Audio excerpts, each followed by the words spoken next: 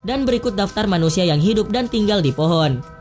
Julia Butterfly Hill. Pada tahun 1997, Julia Butterfly Hill memanjat ke puncak pohon kayu berusia 1000 tahun yang tingginya 55 meter. Dia nekat memanjat pohon yang dikenal berbahaya itu untuk duduk di sana selama 1 minggu.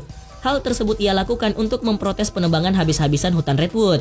Karena keinginannya tidak ditanggapi, akhirnya ia berada di atas pohon selama 738 hari sebelum akhirnya kembali menyentuh tanah. Keinginannya agar pemerintah melindungi hutan pun akhirnya didengar. Lewat cara itu pula Julia Butterfly Hill menginspirasi para aktivis di seluruh dunia. Hill mengaku selama 2 tahun menyaksikan dengan ngeri ketika hutan di sekitar tempat tinggalnya di puncak pohon dihancurkan. Menebang habis pohon adalah cara tercepat dan termurah untuk memanen kayu.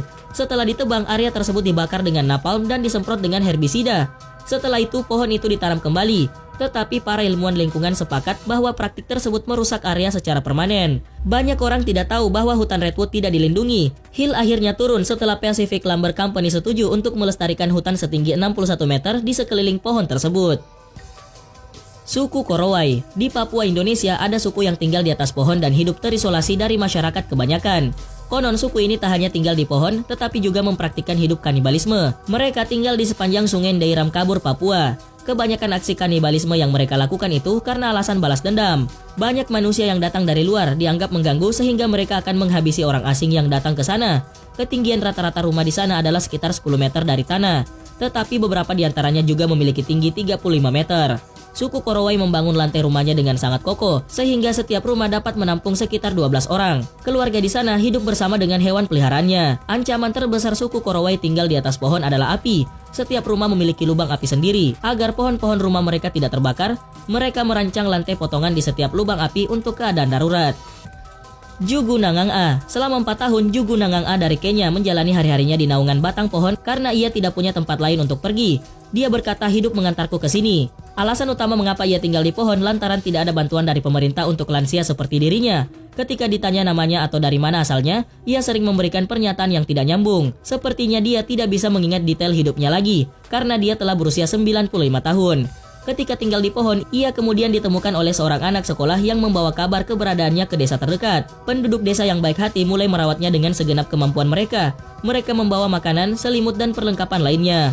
Pada liburan internasional Kenya untuk merayakan para lansia, salah satu saluran hiburan TV di Kenya meliput cerita Ngang A. Mereka terkejut bahwa ternyata Ngang A tinggal di pohon yang dipenuhi ular di sekitarnya. Dan beruntung karena ia masih selamat tanpa digigit. 2 minggu kemudian, layanan sosial telah menempatkan Ngang A ke rumah baru yang disponsori oleh pemerintah daerah. Komunitas Rumah Pohon Mewah. Rumah pohon ini dibangun di tengah-tengah hutan hujan tropis di Costa Rica oleh komunitas pecinta lingkungan di sana. Tujuan utamanya yakni sebagai basecamp mereka dalam memantau semua aktivitas yang mencurigakan. Walaupun begitu, orang luar komunitas diperbolehkan untuk menginap atau sekedar berkunjung. Antara rumah dan pepohonan terdapat tali yang dapat digunakan menjelajahi wilayah sekitar. Uniknya, ini merupakan rumah pohon yang paling tinggi dibangun. Rumah ini dirancang dan direncanakan secara modern, berkelanjutan dan ramah lingkungan. Rumah-rumah pohon ini disewakan untuk turis-turis. Rumah pohon ini dilengkapi dengan ruang makan, sebuah kamar mandi, tempat perapian, taman, serta sebuah ruang terbuka dan fasilitas internet gratis. Nuansa alami dengan fasilitas modern, sungguh perpaduan yang tepat untuk relaksasi. Hanya saja jumlahnya pun terbatas. Wira swasta Nick Weston. Pada tahun 2050, 66% populasi di dunia diperkirakan hidup di kota-kota. Bagi sebagian orang, kehidupan kota bukanlah cara hidup yang memuaskan. Nick Weston menyatakan bahwa dia telah mempelajari gaya hidup di London dan memutuskan bahwa perubahan sedang dia lakukan. Dia muak dengan bekerja pada pekerjaan yang dihina dan membayar mahal untuk makanan dan sewa. Dia memiliki mimpi liar untuk menjadi mandiri dan lebih harmonis dengan alam. Jadi dia mulai mengerjakan proyek yang lebih dekat dengan nilai-nilainya. Weston tinggal di hutan Ashdown Forest selama 6 bulan. Kelangsungan hidupnya tergantung pada pengumpulan beberapa tumbuhan alami dan berburu kelinci, merpati, dan belut. Di atas pohon pedunculate, ia membangun rumah pohon dengan kamar tidur yang sepenuhnya terbuat dari bahan daur ulang alami, yang sebagian besar ia temukan saat making. Dia bahkan mempunyai kompor pembakaran kayu. Rumah pohon desa di hutan Jerman. Selama 6 tahun ada pohon kecil Hausdorff di Wolfhambacher dekat perbatasan Jerman-Belgia. Hutan tersebut berumur 12.000 tahun dan sedang dimusnahkan untuk penambangan batu bara. Hutan dibeli pada akhir 1970-an oleh RWE, sebuah perusahaan energi yang kuat. Sejak itu 90% hutan hambak telah ditebang. Aktivis telah mencoba untuk melawan RWE. Camp protes mereka terdiri dari puluhan desa rumah pohon yang saling berhubungan dengan nama-nama penuh kasih seperti Lesiton dan Kositon. Rumah-rumah pohon mungkin tampak belum sempurna, tetapi mereka sebenarnya sangat efektif dan menciptakan suasana yang sama. Sebagian besar rumah pohon ditenagai oleh tenaga surya dan bahkan memiliki internet. Selain itu, mereka hanya dapat diakses dengan tali dan tangga, sehingga RWE tidak dapat menebang pohon. Mereka menghuni puncak pohon sejak tahun 2012 dan menggunakan rumah pohon sebagai barikade hidup. Sayangnya, camp dibongkar secara paksa pada bulan September 2018 dan orang-orang diusir dari rumah pohon kesayangan mereka. Penggusuran dihentikan ketika jurnalis Stephen Mayen jatuh dari jembatan gantung dan meninggal. Lumberjack Jim Allen. Pada tahun 1930-an, penebang pohon Jim Allen sendirian di hutan kayu merah California selama badai bergolak. Dia bisa mencari perlindungan dengan bersembunyi di batang kayu redwood raksasa yang terbakar. Ia diliputi rasa syukur atas perlindungan pohon itu. Dia berasumsi bahwa tidak ada rumah yang bisa sebagus aslinya. Jadi dia membeli pohon tumbang dari perusahaan kayu lokal dan mulai membuat rumahnya. Pohon itu selebar 4 meter dan tinggi 81 meter di tunggul. Allen membuat rumah 3 kamar dengan tangan dengan bantuan pria lain dan tinggal di sana selama 7 tahun.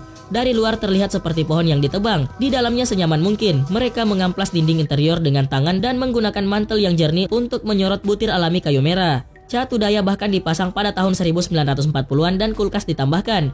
Rumah ini terletak di sepanjang jalan raya sebagai objek wisata di kota kecil Garberville di California Utara. Dengan sedikit biaya kamu dapat mengagumi karya Jim Allen. Nomad Barefoot Mick Dodge. Mick Dodge telah tinggal di hutan hujan Ho di Pasifik Barat Laut selama hampir 30 tahun. Dodge tinggal di berbagai tunggul di pohon berlumut. Saat dia berjalan di sekitar, dia berkata tidak ada kamar tidur yang lebih baik di dunia. Dan dia tidak pernah bermimpi tentang kehidupan normal. Dia bangun setiap pagi mencari sarapannya, ia juga seorang pemulung. Misalnya dia akan makan roadkill atau rusa besar yang dibunuh oleh singa gunung. Banyak waktu luangnya dihabiskan untuk membaca. Jika dia suka buku itu, dia menanam pohon dan membagikan buku itu. Jika dia tidak percaya pada nilainya, dia masih menanam pohon. Tapi dia juga akan menggunakan buku itu sebagai kertas toilet. Ia menyebut dirinya nomaden tanpa alas kaki, karena ia tidak memakai sepatu. Kakinya ditutupi dengan tato sistem akar yang rumit. Pemukim awal di Wild West. Setelah penebang pohon menyapu hutan kuno Pasifik Barat Laut pada akhir abad ke-19, banyak perintis hanya mendekati mereka dengan kereta gerobak. Yang mengejutkan mereka, para pemukim awal ini menemukan bentang alam yang hancur dengan tunggul pohon besar dan menjulang yang ditinggalkan oleh perusahaan penebangan. Beberapa tunggul kokoh ini setinggi 3 meter. Situs-situs deforestasi tua yang telah menebangi hutan. Beberapa perintis yang paling berhemat memiliki gagasan yang bijaksana untuk tinggal di daerah-daerah ini dan tunggul rumah. Pada dasarnya, para pendatang hanya harus meletakkan atap di tunggul dan memasang pintu. Sementara beberapa tinggal bersama keluarga mereka di rumah-rumah ini. Yang lain menggunakannya sebagai camp atau kandang ayam. Untuk beberapa tunggul yang tersisa di properti, para perintis membuat penggunaan kreatif lainnya. Beberapa diratakan ke platform datar di mana orang mengadakan pertemuan sosial. Salah satu rumah tunggul ini menjadi kantor pos Amerika Serikat pertama di Semenanjung Olimpiade yang terpencil dan masih dianggap sebagai landmark bersejarah.